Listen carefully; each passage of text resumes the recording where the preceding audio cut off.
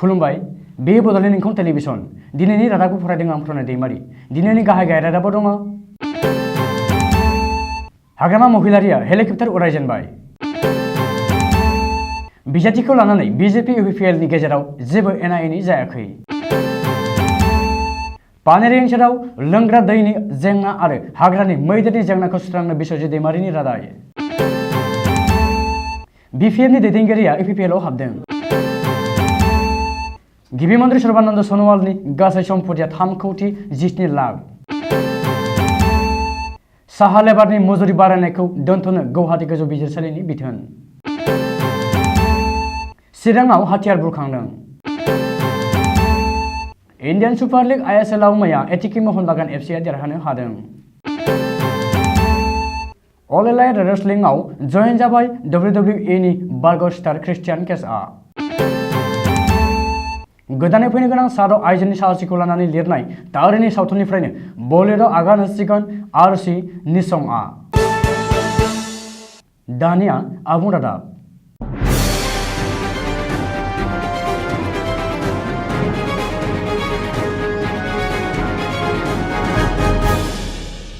फैबाय थानाय विधानसभा बिसायख'थिखौ थांखिनानै BDC नि बारग' गाहाय आरो BPF नि आफादगिरि हाग्रामा महिलारिया दिनैनिफ्राय हेलिकप्टार उरायजेनबाय मख'नो गोनांदि गुवाहाटी नोगोरमायाव थानाय हटेल ताज भिभेन्टायाव दिनै बानजायनाय कंग्रेस AIUDF नि जथायारि महाजोतनि मेलाव बाहागो लानो थाखाय हाग्रामा महिलारिया क'क्राझारनिफ्राय गुवाहाटीयाव हेलिकप्टारजों थांदों बबेखानि दिनै महाजोतनि जथुमावनो फैबाय थानाय विधानसभा बिसायख'थिनि स्ट्रेटेजि आरो लाहार फाहार खालामनायनि बागै सावरायगोन आरो सोर सोर बबे बियाबाव फोसावदिंगोन आरो गाव महाजोतनि बाहागोआरि जानानै BDC नि बाहेरनि बबे बियाबाव फोसावदिंनो थांनांगोन बेनि बागै दिनैनि जथुमावनो थि खालामगोन होननानै हाग्रामा महिलारिया हेलिकप्टाराव गाखोनायनि सिगां खौरांगिरिनि सिगाङाव फोरमायदों मख'नो गोनांदि देग्लायनि बिसायख'थियाव BJPआ 100निबो बांसिन मासि देरहागोन होनना दाबि खालामनाया बिथा गैया मानोना कंग्रेस AIUDF नि जथायारि दोलोआ मोन 70 मासियाव देरहागोन आरो आसामाव सोरखार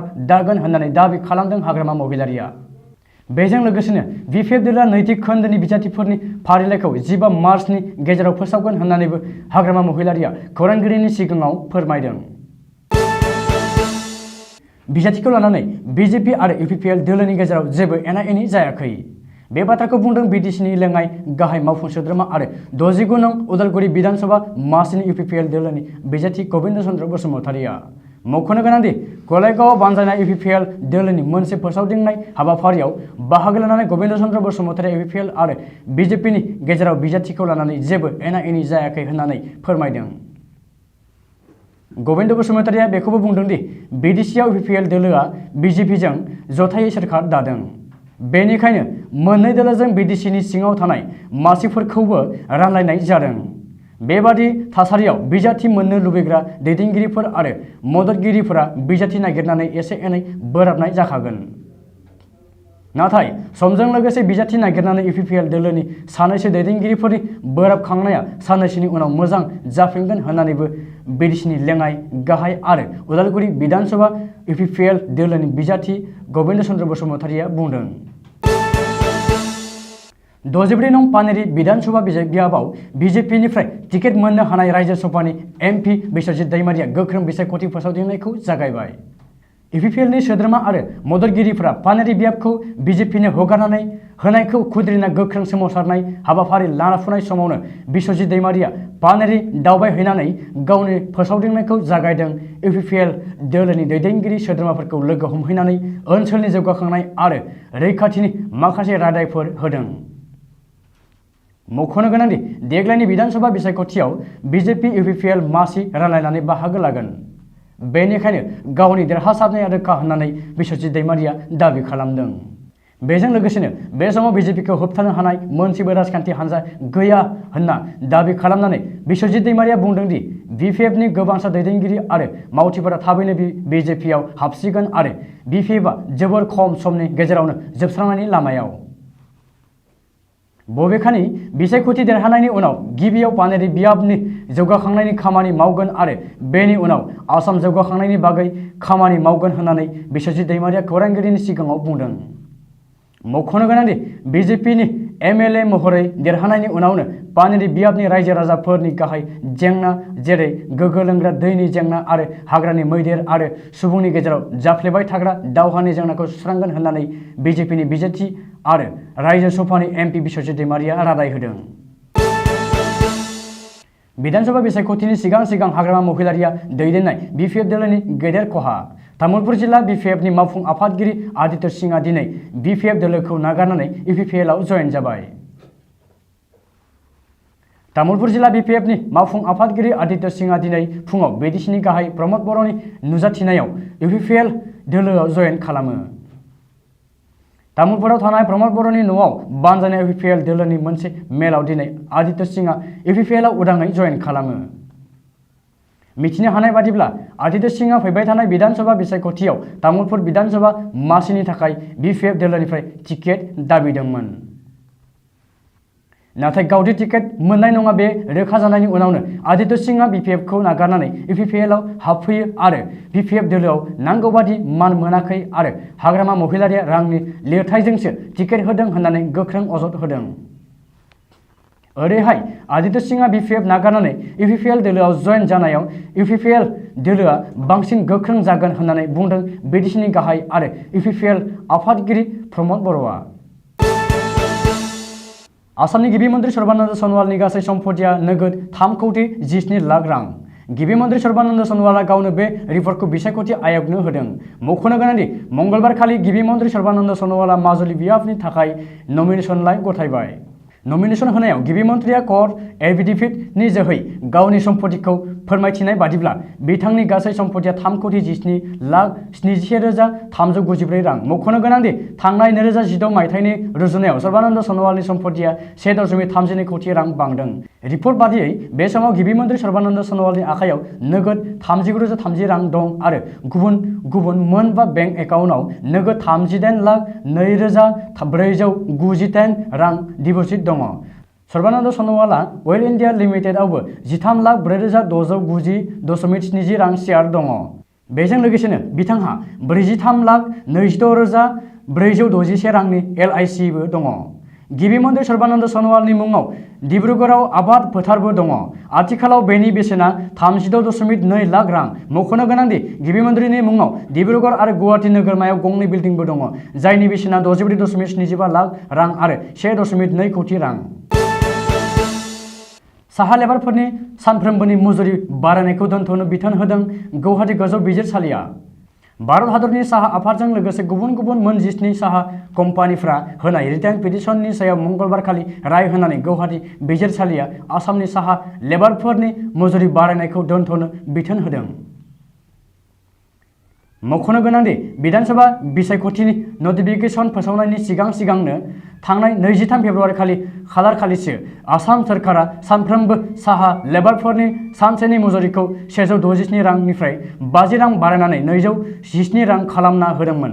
नाथाय आसाम सोरखारनि बे थांखिनि सायाव गोजोनै फोरमायदों भारतनि साहा आफादजों लोगोसे गुबुन गुबुन मोन 17 साहा कम्पानिफोरा आरो आसाम सोरखारा खमसिन मजुरि आयेन 1947 नि धारा 5 खौ सिफायदों आरो धारा 9 नि सिङाव गोनांथि बादियै मोनसेबो कमिटि एबा साब कमिटि दायाखै होननानै साहा कम्पानिफोरा रिटेन पिटिशनाव रोखायै मख'दोंमोन। विधानसभा बिसायख'थिनि सिगां चिराङाव आरोबाव आयेन बेरेखा हाथियार बुरखांदों। चिरां जिल्लानि रुनिकाटा पुलिस थानानि बेन्दोंआव थानाय 3 नं उदालगुरि ओनसोलनिफ्राय दिनै फुङाव आयेन बेरेखा हाथियार बुरखांनो हादों। सुलुङाव फोरमायथिनाय बादिब्ला मोनसे स्रोद सुलुंनि सायाव रुनिकाटा CI आरो रुनिकाटा थानानि OCनि दैदेननायाव चिरां पुलिसआ दिनै फुङाव अपारेसन खालामनानै हा सिङाव फबना दोननाय थासारियाव आयेन बेरेखा हाथियारखौ बुरखांनो हादों।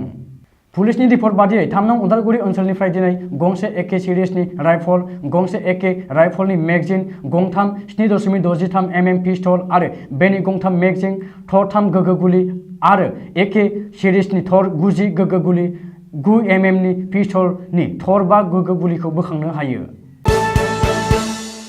इन्डियान सुपार लीग सुंदयै ISLनि सेमि फाइनालआव मैया एटिके मोहन बागान FC आरो नर्थ इस्ट इउनाइटेड FC बे मोननै हानजानि गेजेराव फुटबल गेलेनाया जादोंमोन। मोनथिनाय जायोदि बै मोननै हानजानि गेलेनाया गोबांथार नारा नाथानि गेजेरजों जुजिलायनाय जादोंमोन।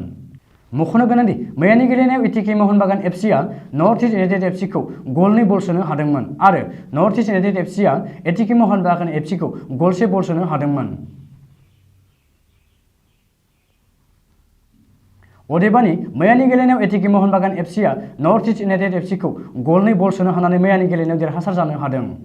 मख'नो गोनांदि एटिके मोहनबागान एफसीआ फाइनाल गेलेनायनि थाखाय सायख'जाबाय, नाथाय नर्थ इस्ट इउनाइटेड एफसीआ फाइनाल गेलेनायनिफ्राय आनज्रायनानै थानो गोनां जाबाय।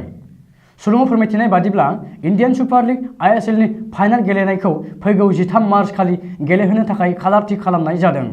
मोनथिनाय बादिब्ला बे गेलेनाया 13 मार्च खालिनि मोनाबिलिनि 7:30 रिंगानिफ्राय जागायगोन होननानै सुलुङाव फोरमायनाय जादों। WWEनि बारग' स्टार क्रिस्टियान केजआ बे बोसोरावनो फोनांजाब खालामगोन WWEनिनो सुपारस्टार रन्डी अर्टनजों। मोनथिनाय जायोदि WWEनि बारग' स्टार क्रिस्टियान केजआ अल इलाइट रेसलिंनि सुंद'यै AEW आव जयेन जाबाय। बे खौरांखौनो दिनै फोसावनानै होनाय जादों अल इलाइट रेसलिं टुर्नामेन्टनि गेजेरजों। मख'नो गोनांदि WWEनि बारग' स्टार क्रिस्टियान केजआ अल इलाइट रेसलिं AEW आव फैफिननाय हाबानि थाखाय गावखौनो बाख्नायो आरो AEW आव फैफिननायखौ गावनि मोनसे मोजां प्लेटफर्म होननानै फोरमायथिनानै होयो। लोगोसेनो बावैसो सिगां जालांनाय WWEनि मोनसे खोन्दोनि गेजेराव गावनि जोबथि जिउ राहाखौ फोसावनानै होयो। साद' नेभि अफिसारफोरनि सायाव बिथा खालामनानै लिरनाय तारिनि सावथुनखौ थाबैनो बानायसिगोन। मोनथिनाय जायोदि साद' आइजोनि साहसखौ लानानैनो बे तारिनि सावथुनखौ आबुं महर होनाय जादों। फोरमायनो नांगोन दि मेक इन इन्डियानि गेजेरजों बानायजानाय तारिनि नावआव गाखोनानै साद' आइजो नेभि अफिसारफोरनि गोख्रों साहसआ रोखायै जाफुंसारो। साद' नेभि आइजो अफिसारफोरा गावसोरनि मुंखौबो जारिमिननि आवथायाव थिसननानै दोननोबो हायो। सुलुङाव फोरमायनाय बादिब्ला मेक इन इन्डियानि गेजेरजों बानायजानाय तारिनि नावआव गाखोनानै एस विजया, प्रतिभा जामपाल, वर्तिका जोशी, पी चौथी, पायल गुप्ता आरो ऐश्वर्यामोना गवानिफ्राय गावसोरनि दावबायनायखौ जागायदोंमोन आरो 21,600 नट-किल माइल्सनि जानथायखौ बिसोर थांनाय 2018 नि 19 मे खालि थि खालामनानै फैफिननो हादोंमोन। मोनथिनाय जायोदि बेखौ जाफुंसार जानो थांनायाव गासै 254 सान गोलाव सम नांदोंमोन। बेजों लोगोसे बेखौबो फोरमायनो नांगोन दि थांनाय 2018 मायथाइनि 21 मे खालार खालि अस्ट्रेलिया, निउजिलेन्ड, पोलेन्ड आरो खोला आफ्रिका जानानै गवासिम सौहैनो हादोंमोन साथाम नेभि आइजोफोरा आरो बिसोर गावसोरनि थांखिसिम जाफुंसार जानो हादोंमोन होननानै सुलुङाव फोरमायनाय जादों। मख'नो गोनांदि गोदानै बानायजानो गोनां बे तारिनि सावथुनावनो मिरुआरि मन्थ्रि रमेश प'खरियाल निशंकनि फिसाजो आरुषि निशंकआ गोख्रों फाव खालामगोन, जायखौ इन्डियान क्लासिकेल डान्सार होननानैबो मोजाङैनो सिनायथिनो हायो।